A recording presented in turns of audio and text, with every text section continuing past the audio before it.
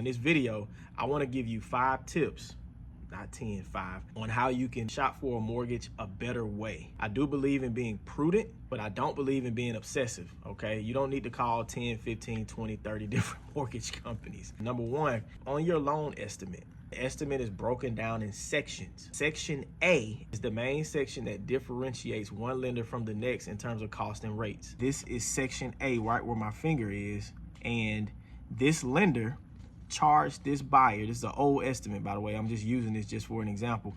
They charged him $5,309 and some change. I can't see that number. So they gave him a decent rate, but then he got charged over $5,000 to get that rate.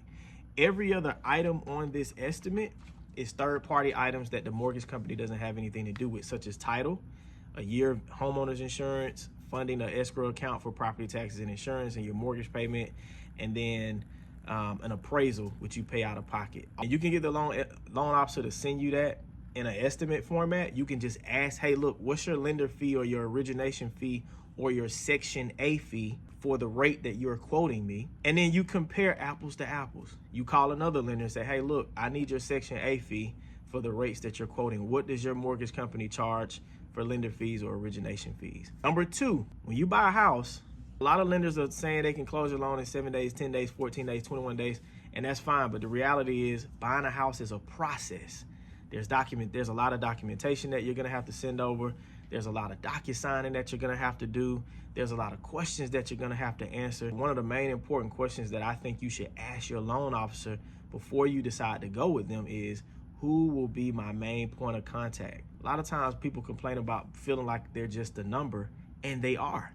Because that mortgage company didn't get big from not doing volume. That mortgage company got as big as it's got because they do a whole bunch of loans. So you want to make sure that when your loan gets submitted and you officially start the process, that you're not getting tossed to and fro between 3, 4, 5, 6, 7, 8 different people. Number 3, when you talk to your loan officer, are they making the process simple, or do you feel like they're making it more complicated? When you hang up the phone with them, are you more confused or do you have more clarity? We as professionals and experts in this field, we should be able to effectively communicate how this mortgage process is gonna work, so that when you finish talking to us, you ought to feel good. You ought to feel a flurry of positive emotions, not negative ones, right? If your loan officer makes you feel more confused than you felt before you got on the phone with them, I would find somebody that makes the process simple. If anything, we should be empowering you to the point to where you get just as smart as we are by the time we end this transaction. Number 4, does your loan officer respond to your questions and inquiries in a reasonable time frame? Reasonable is subjective. Look at it